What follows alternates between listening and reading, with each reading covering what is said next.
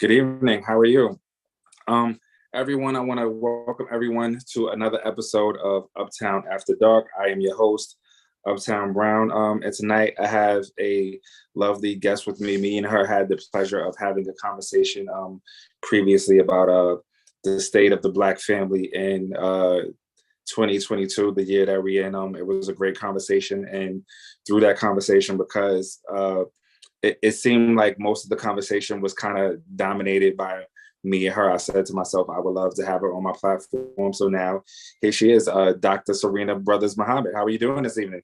Hello, hello. Thank you for inviting me. And I'm so excited to continue the conversation. Yes. It was definitely a great conversation. I appreciated it. I'm kind of disappointed that it didn't get a chance to air so everybody could really see how good the dialogue was. But that'll happen. Once we get it together at a later date. So first off, do you want to plug your stuff, your Instagram? You want to plug Harlem Women United, any of that other stuff? Go ahead, do your thing. Okay. So hello, everyone. I am Dr. Serena Brothers-Mohamed. You can follow me on IG on Serena Brothers-Mohamed. And Mohamed is Mohamed. And I think you guys will also put it like at the bottom or something.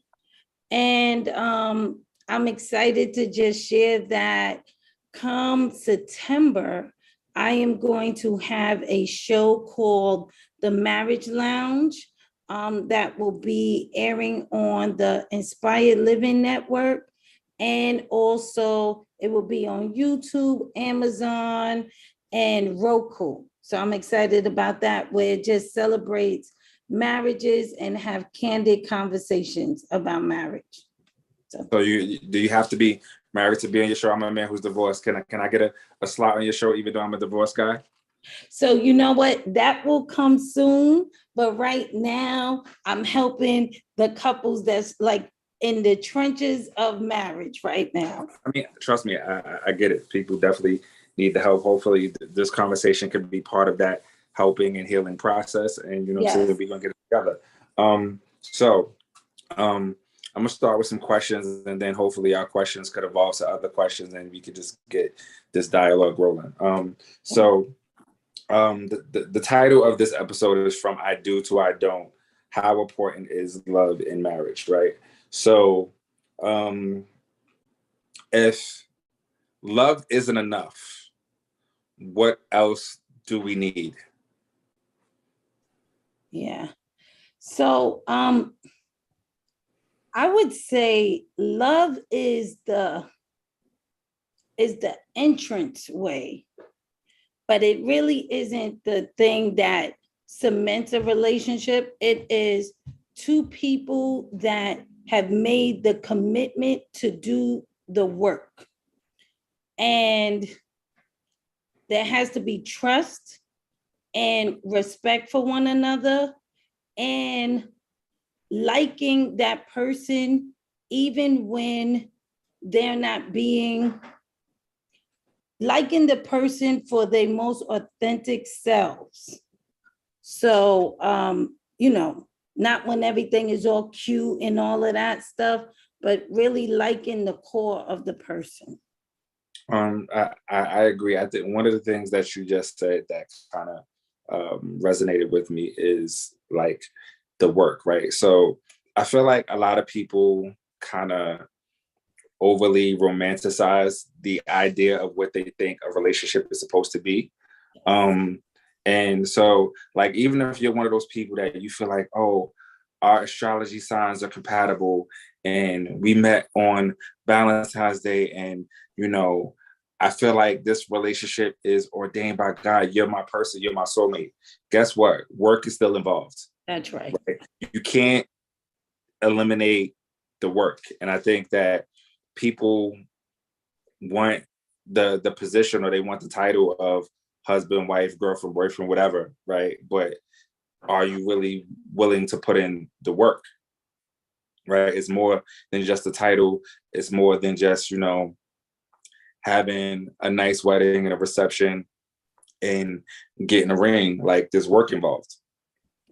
I totally agree. Also, I didn't add that I am a wedding officiant. So as a wedding officiant, I also ask couples that, request my service, like, why are you getting married? Because if it's just for the party, you're going to be disappointed. It is work. So, it requires work. In the same way that you will put the work in at your job to get promotions, the same way you would do the work for any other thing that you're doing, your relationship requires that same amount of intensity. And I think that people get into relationships and they think once I got the ring or this and that they just decide like they won the prize and they stop doing the work. I mean, honestly, that might be the point where the real work begins, right? Because at the end of the day, longevity is not a sprint, it's a marathon, right? Mm-hmm. And like you said, I think there are people who put more time and energy to preserving and maintaining their employment than they do their relationship. Like if somebody was told, all right, somebody told you, Serena, you've been late 5 days last month, you come in late one more time, that's it for you. After that, you would make sure that if you got to get up an hour early or go to sleep an hour early or take an Uber, you're going to do what you got to do to make sure you keep that bag coming in, because that's your livelihood and that's your lifestyle. But if your mate tells you or your husband tells you or whoever your partner is tells you, I'm happy with certain things that you're doing, I would like you to attempt to make changes, you'll sit there and, well, how are you going to talk to me like that? How dare you? Like you don't treat it with the same level of urgency that you would treat it if your employment was in jeopardy. I totally agree. And so I think that people need to put that same amount of energy, keep the energy going. So if your partner, even if you don't agree, if your partner comes and says, I'm not happy, or I would like for you to do, if you love, respect, or care about them, you will then do those things. You can take it into consideration, you can find a compromise, but to totally disregard it, then do you really love them? Are you really respecting or caring about their feelings? Because if you love somebody and you truly love them, you care. If they hurt, you hurt. You care about their feelings. So if they build up enough courage to say, I need this from you, you should listen. I mean, I think you're right, but sometimes it's deeper than that. I mean, I feel like wanting or having the desire to have love is like a natural human emotion, but some people are just broken or in a constant state of trauma and don't know how to love. They want to receive it, but they don't know how to reciprocate it. And if you're in that position, that's hard, because first thing you got to do, even to correct that, is be able to identify it, right? And if you can't identify that, you just don't know how to love, or maybe you just don't know how to love properly or in a healthy way, then you're lost. So I'm going to just share this cliche, right? First, in order for us to love another person, we must love ourselves. So we must do the work. And so with that, if you had trauma and that trauma has impacted you or altered how you view people and everything like that, do the self-work. So as you're doing that self-work, you're going to lend yourself to be able to care for others on another level, as opposed to looking for somebody to come and save you and fix you, because that right there only lasts but for so long. I agree. So my next question, can a marriage remain intact once the love fades away? So as a wife of 26 years this August. Hold on, can we stop and just congratulate that? Let's clap it up for that. 26 years. You know what I'm saying? Listen. Thank you. I didn't last that long, right? So I definitely want to appreciate and applaud and celebrate, especially, you know, a Black family who's been able to make it that long. So, I mean, I didn't mean to interrupt you, but I think that definitely deserves a round of applause. Continue. Thank you. That's because we put in the work. And I'm not going to say it was easy.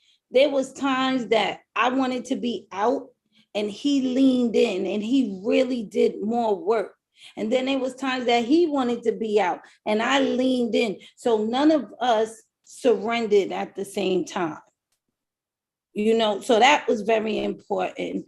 And so love has ebbs and flows, you know, like there's times that I'm really feeling him. And then there's times like, you know, it's all right. But you know, that's what it is. And then it gets back. And then that's where date night comes in. That's where vacation comes in. That's where those respites, because everyday life, when you're in a relationship, it becomes so mundane that you're just looking for something new. And so take a vacation, do a date so you can give your relationship a refresher. Those are important. I agree. Do you think that responsibility changes how people experience love? Elaborate what you mean on that.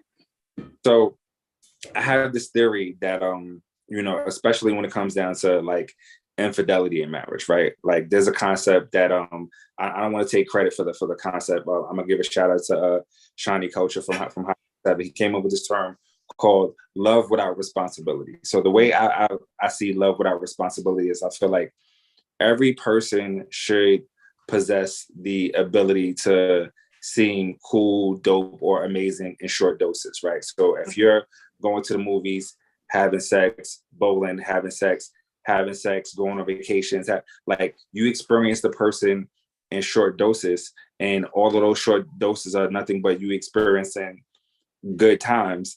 It's easy for you to feel that euphoric feeling of, oh my God, I love this person, right? But the second you add responsibilities to that shit, right? The second you add car payment, rent, kids need braces, summer camp, the second you add responsibility to some of these situations where people are in real time experiencing love without responsibility, I feel like you add a sprinkle of responsibility to that situation, it'll fall apart. Okay. So the way you say responsibility, I say, you know, adulting, real life, right?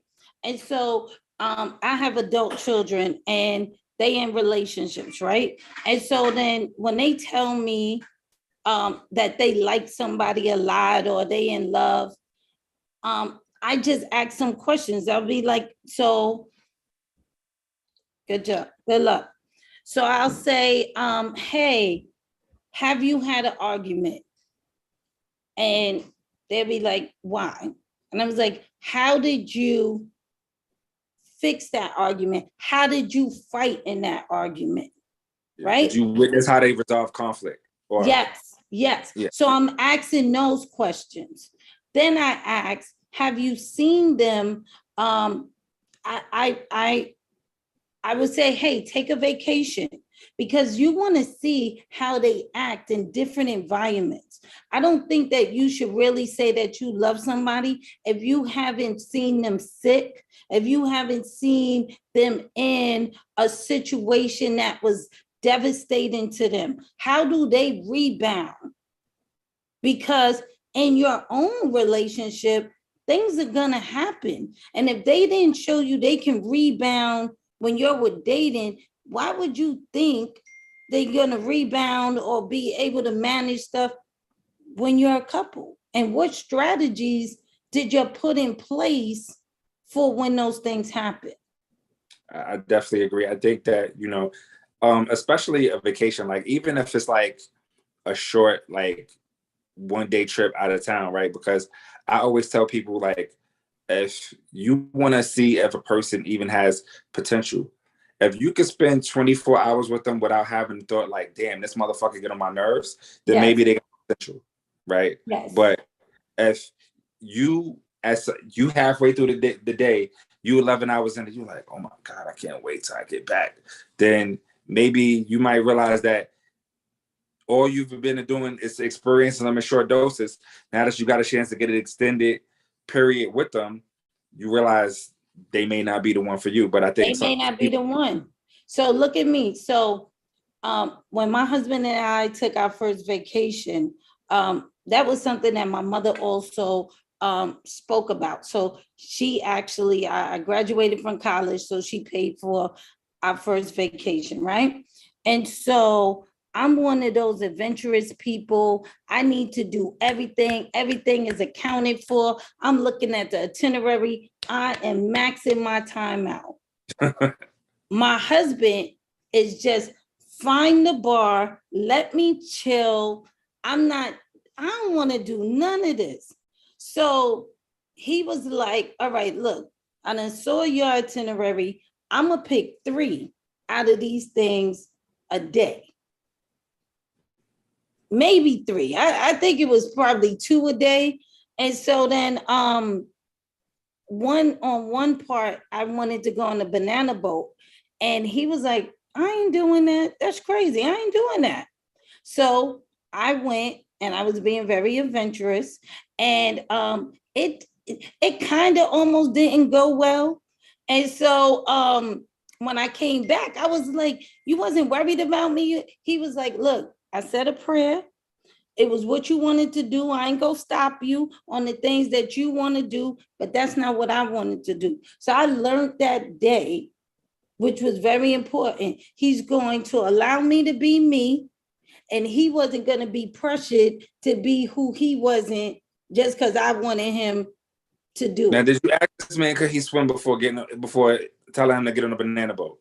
So now look, see, right? Because we don't ask all these questions. If you started the question, I would say now, look, I'm going to say the answer to that is no. So the answer is no. He's from an island. So I thought if you grew up on an island, you're supposed to know how to swim.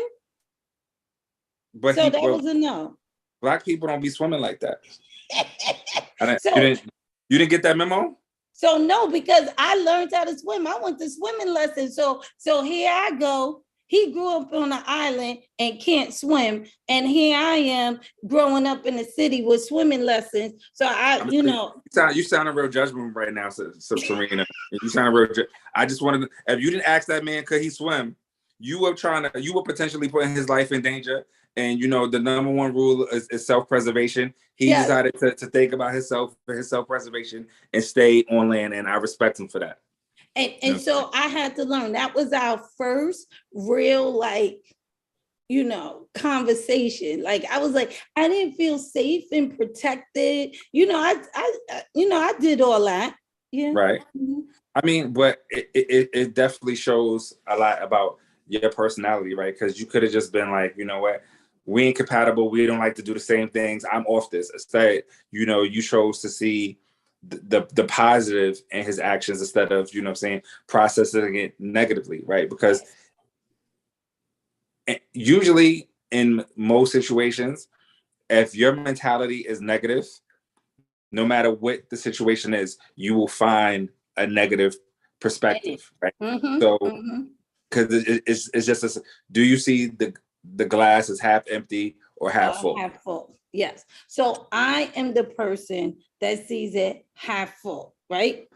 Yeah. So I'm more optimistic. My husband is more pessimistic.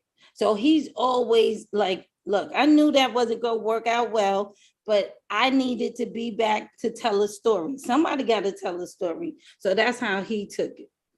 Right. Okay.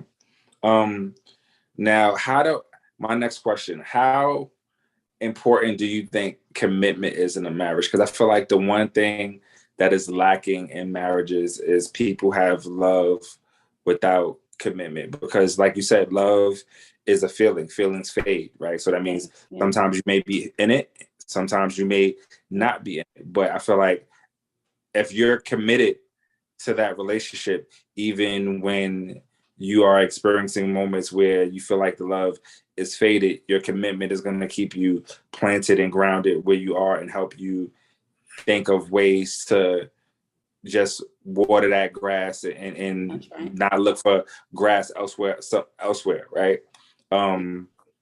But I feel like if you're not committed to your relationship, then that's when you attempt to stray and look elsewhere. Yeah. So how important do you feel commitment is?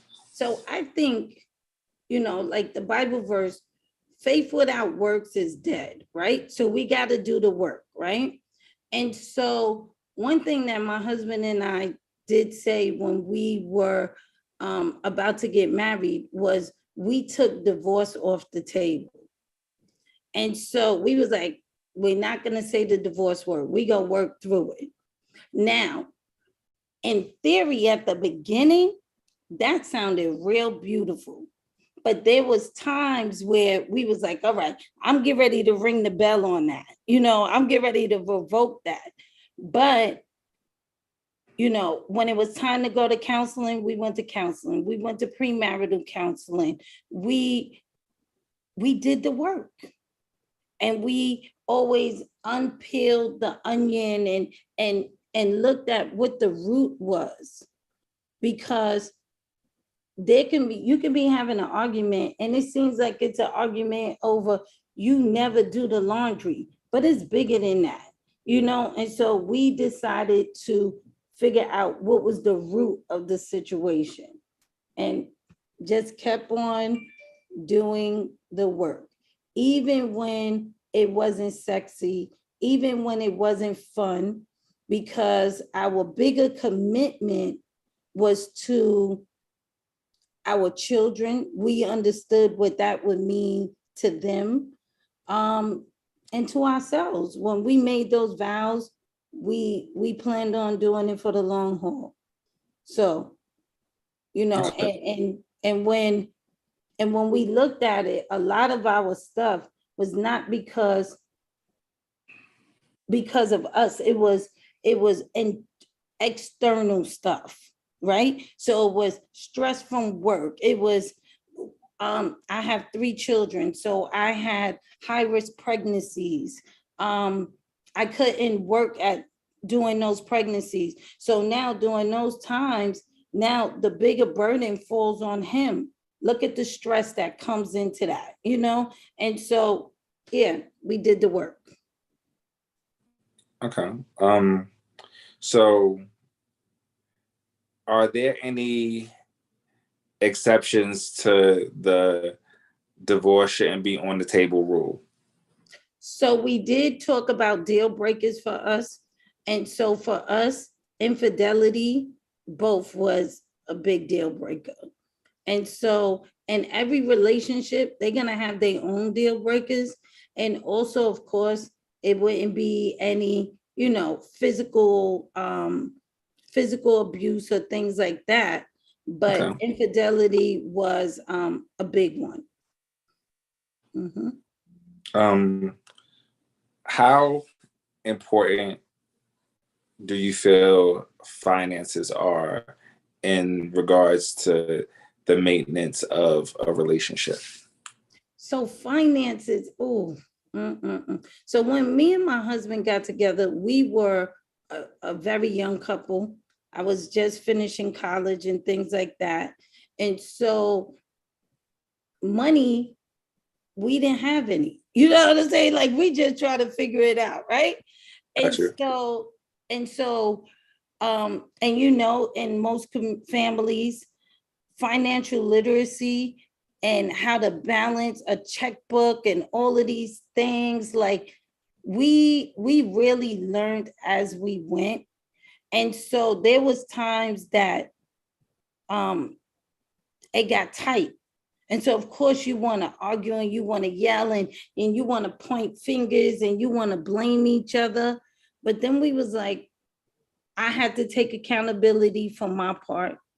He had to take accountability for his role. And then we had to find a system that worked for us, because like I grew up in a household where my father took care of the bills, and now my husband is saying, I need help. Like, I ain't your dad. I need help. Like, we need to do this 50-50. And there was a time that I was like, wait a minute. So I need to work, take care of these kids, cook this and this, and still put 50-50 on the bills. I'm not going to say that I was happy about that, but that's still a dance that you work through for us. That's still something. So obviously, 26 years later, you guys are still in it. What advice would you give to the woman who is thinking about getting married? Mm-hmm. And she grew up in a situation similar to yours where she grew up seeing her father or either her grandfather take care of everything.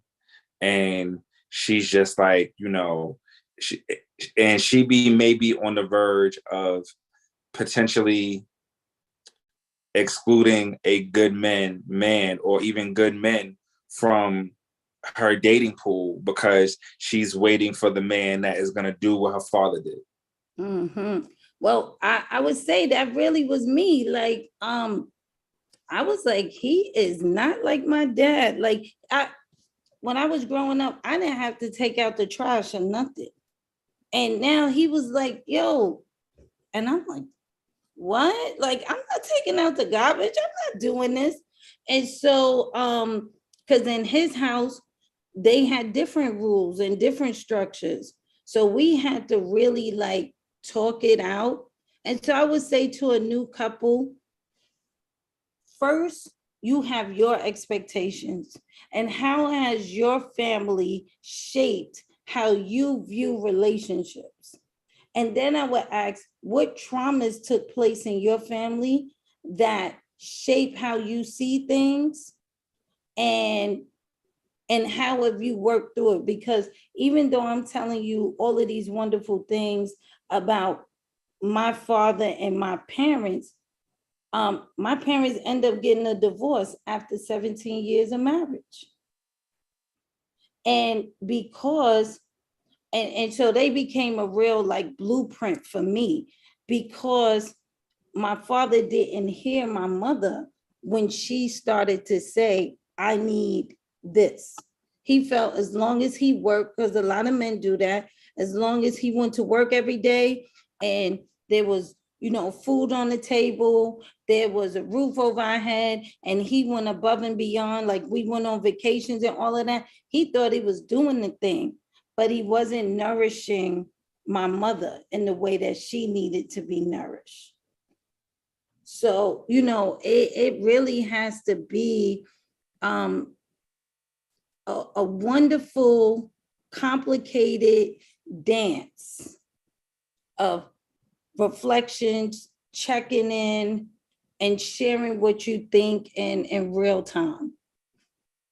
But knowing how to do it, like I had to learn how to fight fair. Like, I never used to like to curse or anything like that. But my husband, he was very passionate with his language. And every time he spoke, and if he used a curse or whatever, I would think that he was cursing at me. But necessarily, he wasn't cursing at me, but he was just sharing his feeling.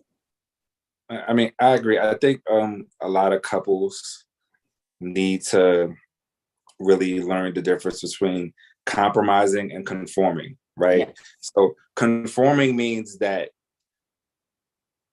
somebody's getting their way and somebody isn't, right? Mm-hmm. Compromise is when we both walk away equally happy because we both got something out of the deal, or equally unhappy because we both didn't get something out of the deal. But that's the difference between when you conform, somebody is distinctly happy because they got their way, and somebody is unhappy because they felt like they got screwed or they got the short end of the stick. Compromising and conforming is two different things. I totally agree. So we look for the win-win situation. So, there's a Stephen Covey book, about highly effective people. So looking for the win-win. So where I can feel good and he can feel good. And then, yeah, somewhere in the middle like that. Mm-hmm. But I would say in 26 years, there was, all of that stuff comes with doing the work. There was times that I felt that I had to mute myself because I didn't want to have the argument, because I thought that that was keeping peace. But not having your voice be heard, you're dying and you're dimming your light. So that doesn't keep peace. So we got to hear that. Right. So you spoke about fighting fear, right? And I think a lot of people are not emotionally mature enough to fight fear, right? Because when you're married to a person, or even if you're in a long-term relationship, right, you're gonna know what buttons to push.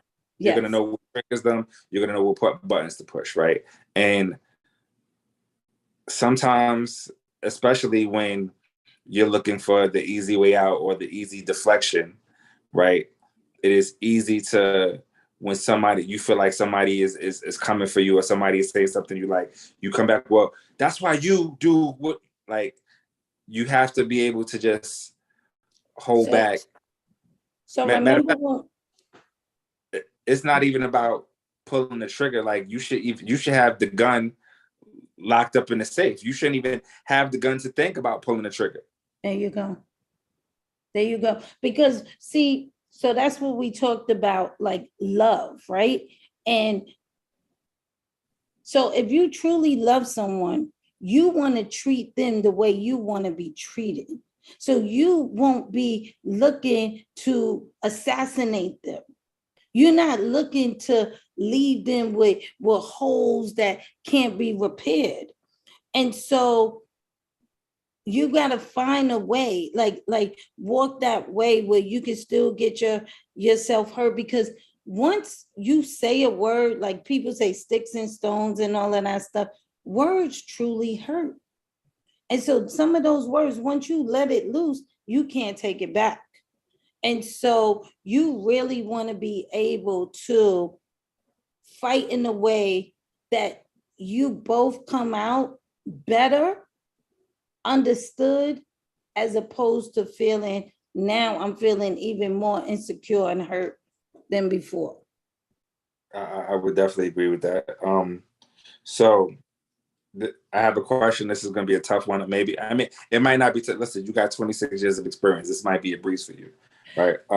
So if there are two people that are married, right, and one person or either both parties come to the conclusion that either A, they weren't ready to be married, mm-hmm. B, they just got to a space in which they felt like they grew apart. Mm-hmm. What should their next steps be? So growing apart or not ready to be married, to me, they got into the relationship when they were not whole people. And so you were a half and you found this half and you wanted two halves to make a whole. And that really doesn't work, right? And so now you one person probably got stronger in themselves. And so now they feel that they are carrying the weight of somebody else. And so you have to be whole. Do the work. I don't recommend anybody to get a divorce or break up without doing the work, because if you do that in your next relationship, you're going to bleed on the next relationship. What you're doing is you're just looking for a fix. Like, okay, this no longer feels good to me. I'm going to find somebody else, somebody new, somebody shiny, somebody popping, and then they're going to make me feel good. And that'll last for a little bit until it get real, and then you go be right back where you was at. So I agree with most of what you said, right? So I think for the two people who may have felt like they weren't ready, it could be due to the fact that they weren't whole, right? But I think if it's a couple that has grown apart, I think that people naturally go through evolution. I feel like, most people every 4 to 7 years, there's something that happens in their life that triggers evolution, right? It could be anything from death, a job promotion, a new experience, but something, puts you in a situation to where you evolve. And I think sometimes just due to your natural evolution and the person that you with, their evolution or their lack of evolution, that could put you in a space where you two just grow apart, but you guys may be separately two completely whole people, but because of you guys are evolving in different directions, that's just what it is. So, and I gotta say, I just looked and I see my battery is low. I gotta get my charger. How far is your charger? We can give you a couple of minutes. Okay. I could talk to the people. You can talk to the people. It's talk not that far. Talk to the people. I'm gonna go get my charger. I'll be right back. Not a problem. Yeah, I mean, people evolve in different directions. And if your evolution puts you in a space where, you know what, like let's say you're a person from New York and your evolution pushes you in a place where, you know what, I'm sick of the city. I want to move. I want to experience life where I could get better weather, a better cost of living, so that way I can really enjoy my finances better based on how hard I work, and I want to be able to travel more and experience more. But the person that you're with is die hard. Like, nah, I love NYC. That could put y'all in a place where y'all evolution has forced y'all to grow apart, because one person might be feeling, well, my family and my roots and my village, my support system is up in the city, so I don't want to go, right? So when you have one person that wants to stay and one person that wants to go, it could easily put you guys in a position where your natural life evolution or your career, you get a career opportunity that not forces you, but you get a career opportunity that puts you in a place where you may need to move in order to advance in your career. But the person that you're with is perfectly fine staying where they're at. Just that evolution alone could put you and your mate against each other. So I heard what you were saying as I was getting my charger, and you really spoke to basically where I've been in the last 7 years of my life. So 7 years ago, my parents just suddenly died, 11 months apart. Oh my God. And yes. And so that changed everything for me, right? And so my parents lived in New York. Well, my parents lived in the Bronx, and I'm the oldest child. So I was like, I got to stay close, so that as they age, I'm by them, My husband always wanted to move outside of New York City. And I just was like, okay, we can move to the DMV area, but not too far, And so not further than the DMV area, so that I can be 4 or 5 hours, we could drive, I could get there. Right. So when my parents transitioned, I was like, yo, I'm ready to move. And he was like, now he's thinking about his parents. And so I went to grief counseling because I'm a firm advocate of grief counseling, of counseling, period. Just like we go to the doctor, we need an overhaul on ourselves. And so when I went to grief counseling, they said, don't change anything for the first 18 months. Don't do anything different. Because I was thinking about, I'm going to change him. I'm going to change, where I was living. I was,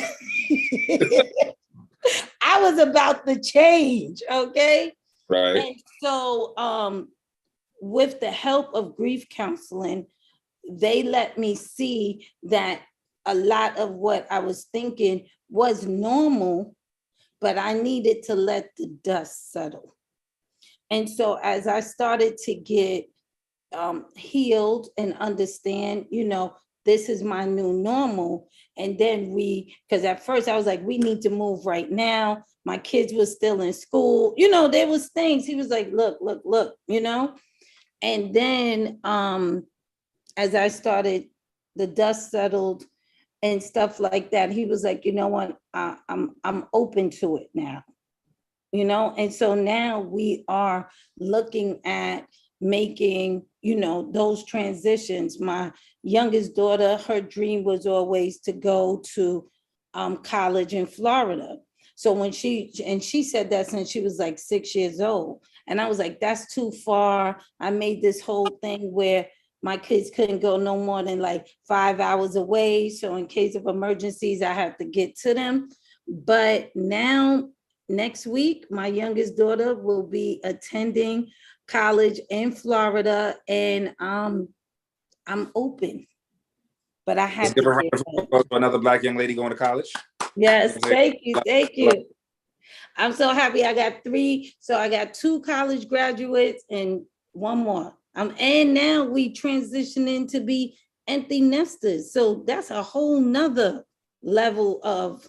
Listen, don't be an empty nester and then make around and start a new nest. So don't do that. So look, we had to have a conversation. We in agreement that we are fine with what we have right now. We are in agreement with that. So we had to have that talk. Yes. Okay, cool.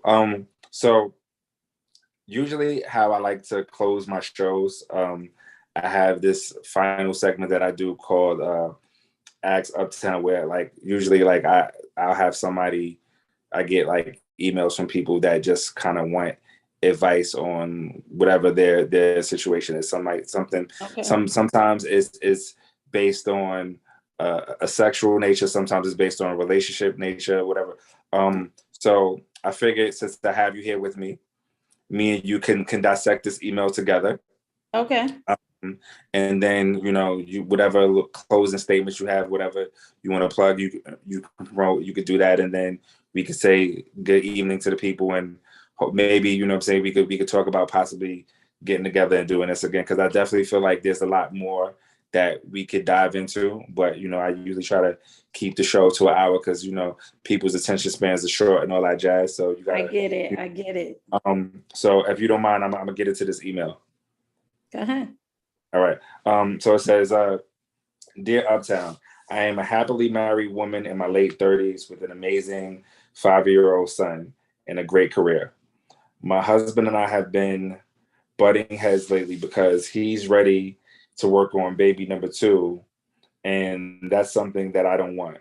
I love my family, but our 5-year-old is at a point where he's self-sufficient, and my husband and I are finally getting our groove back.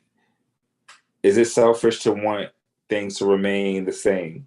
I am fearful of starting all over at this age.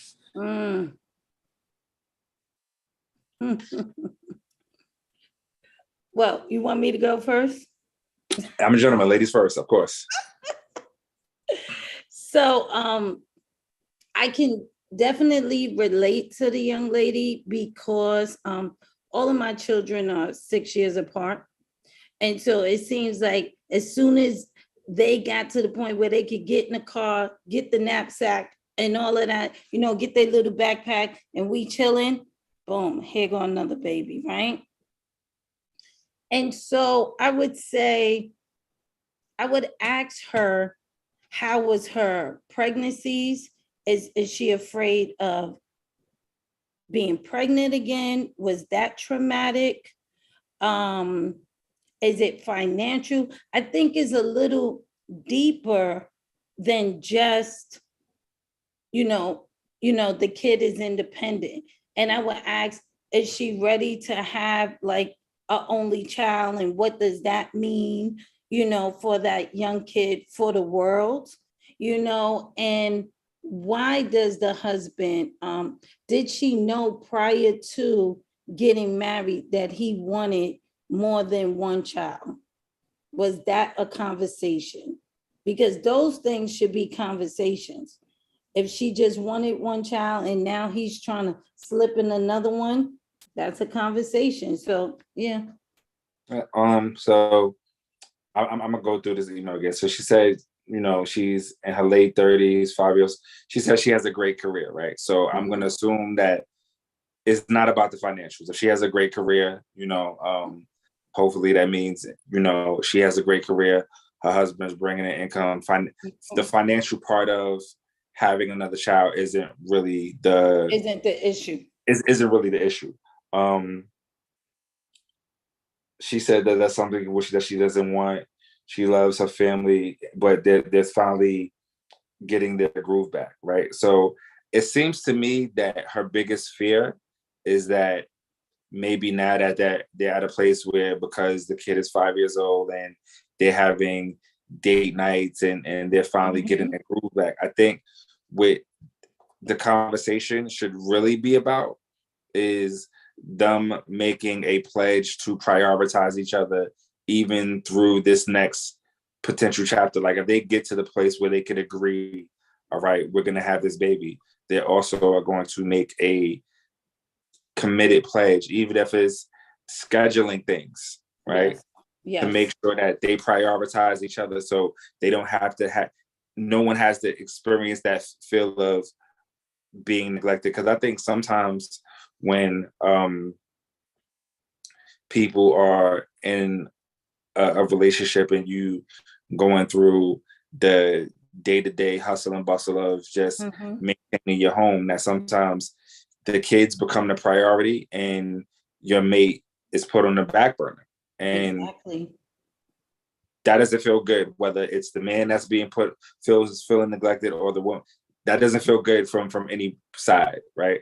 So I think as long as they are making a commitment to prioritize each other and prioritize the relationship, that they will be fine. Which prompted me to ask you a question, right? Which relationship do you, as a woman who's been married for 26 years, prioritize more? Your relationship with your husband or your relationship with your children? And so it is my husband. And so my husband and I come from two different train of thoughts. And so he felt that the kids need to be a priority. And then it was like the kids, his family, then me. But I was like, no, we got to flip this around, because it's first God, then me, then the children. And then remember, if a plane is going down, they say, put the oxygen tank on yourself, right? The oxygen mask on yourself. And so they say that because if you are not well and you are not safe, how can you help others? And so if our relationship is tight, the kids are going to be good. But if the kids, you doing everything for these kids, by nature, these kids are going to leave and go do their thing. And then we go be, you go be by yourself. And Absolutely. These kids, they fickle. One day, Dad, you mad, cool. And then as soon as they get their girlfriend and boyfriend, now Dad, they don't got no time. So I was like, look, you got to ask yourself, like on Saturdays, and especially when they got older, they start going out and everything. And there was a time where I wasn't a top priority. And so then I just let him sit with that, because then I had to make friends and I was doing things. And then he had to revisit and there was a revamp. But I definitely agree that you know, if you're married, your relationship with your spouse should come before your relationship with your kids. I think what happens is when a lot of people hear that, there's something in their mind that makes them feel that that doesn't mean that your children are being neglected. It just means that you understand that through life and evolution, your children are going to grow up and leave the house, and you want to make sure that your foundation with your spouse is firm and strong, because you, like, whenever you see these couples, right, that be married for 20, 25 years, and then their kids get grown, and then all of a sudden they get divorced, that's because they was just waiting for the kids to get grown. That's right. They've been hating each other for the last 15 years. And they was waiting for the kids to get grown so they can have a way out, right? But now check this out, right? I don't mean to cut you off. So the mother and the father that was doing that, they thought they was slick. They thought they was hiding it from their kids, but they caused their kids extra trauma, because the kid can see when daddy looks at mom, he's not looking at her with love. When mom looks at dad, she's not looking at him with love. So, you know, we had to revamp that. So when my husband walks in the room, or I walk in the room, or whatever, they see love, because we're their first teachers. So we Absolutely. Have to model what a loving, committed relationship looks like. So we're constantly, so when we first started doing date night and making that a priority, did our kids cry and be like, I don't want the babysitter to come, I don't want this, why are you going? Yes, they did do that. I was a little stronger, and I was like, no, we going, come on, let's go, you know. And then now they expect it. If we don't go on a date for a little while, they be like, yo, why y'all haven't been on a date in a while? Anything up? What's up with y'all? Y'all good? Now That's they checking in. That's good. That means that they are just as engaged and prioritize your relationship just as much as you guys do, which is great when, you know, it's a family, right? So that means it's supposed to be a group effort. Yes. Right. So I think that's a great thing. Yeah. And my motto in our house is teamwork makes the dream work. All of us play a role in this family. Nobody is going to do more work than the other. Everybody has a role, right? So if I'm washing the dishes, then you putting it away. You're doing something. Nobody's going to carry that heavy burden, because that causes resentment. And you don't want that. You don't want that. Resentment is such an ugly emotion to eliminate, and it takes so long. Once it takes a long time to set in, and probably takes twice as long for you to remove. That's right. Totally agree. And so with that young lady, listening to her, I'm thinking when she was raising the baby up until 5 years old, it was a rough time for her. And so I think if she speaks to her partner about, look, I don't mind having a baby, but you got to do some things different. These are the things I need this go around. I think that she will probably be open to that. And she's using the job, like she's good at the job and everything like that, as the money is the caveat that will keep her from not having a baby. But at the end of the day, you saw during this pandemic how fickle jobs are and all of that stuff, and all we really have is our family. So I think if she talks to him, she'll get a different outcome. Well, whoever you are, Miss Anonymous, you know, you heard the advice from Serena and Uptown. You know, prioritize your relationship, make it work, and hopefully you will have a positive and successful outcome. So anything plug before we wrap this thing up? I would say, please follow me on Instagram. You're going to start to see information about my new show coming out. I'm excited about that. You're going to meet some wonderful couples, and they are really being honest and sharing the hurdles and the joys, and the purpose of me having the show is to show that Black families do exist, Black marriages do work, because they putting in the work. So I wanted to change the narratives that Black families are not, not really a thing. Okay. And Black families healthy. matter. Yes, they do. They do. They do. For sure. Yeah. As always, I tell people at Uptown After Dark, I want to appreciate everybody who supports me. Please check out the Uptown After Dark website, the Uptown After Dark merch store. You could stream all of our content on YouTube, Apple Podcasts, Spotify, iHeartRadio. And as I like to close out, I always say, you can live or you can be living. Good night. Peace, everybody. Peace. Thank you.